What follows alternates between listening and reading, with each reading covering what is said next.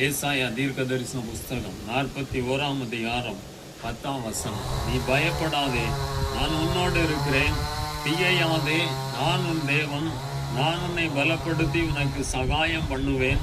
என் நீதியின் வலது கரத்தினால் நான் உன்னை தாங்குவேன்.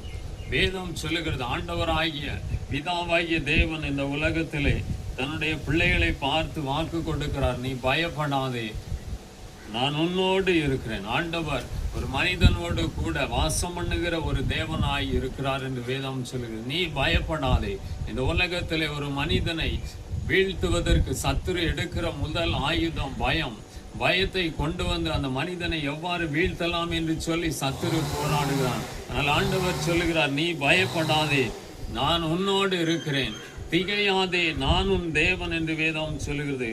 திகையாதே, இரண்டாவது சத்துரு கொண்டு வருகிற காரியம் திகைக்கும்படியாய் நடுநடுங்கும்படியான காரியங்களை சத்துரு செய்கிறான். 2 காரியத்தை ஆண்டவர் பேசுகிறார். நீ பயப்படாதே, நான் உன்னோடு இருக்கிறேன்.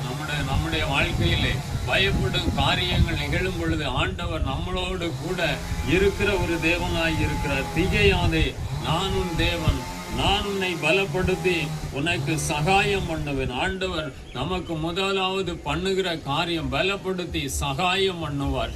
ஆண்டவர் நம்முடைய வாழ்க்கையில பலத்த காரியங்களை செய்கிற ஒரு தேவனாய் இருக்கிறார்.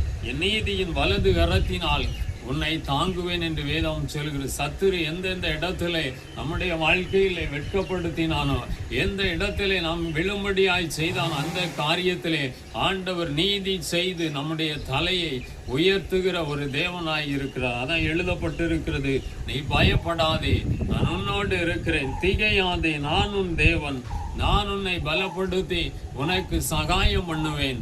என் நீதியின் வலது கரத்தினால் உன்னை தாங்குவேன் என்று வேதம் சொல்லுகிறது. ஏசாயா தீர்க்க தரிசன புஸ்தகம் 41, 13, 14 வேதம் சொல்லுகிறது, உன் தேவனாகிய கர்த்தராகிய நான் உன் வலது கையை பிடித்து பயப்படாதே, நான் உனக்கு துணை நிற்கிறேன் என்று சொல்லுகிறேன் என்று வேதம் சொல்லுகிறது.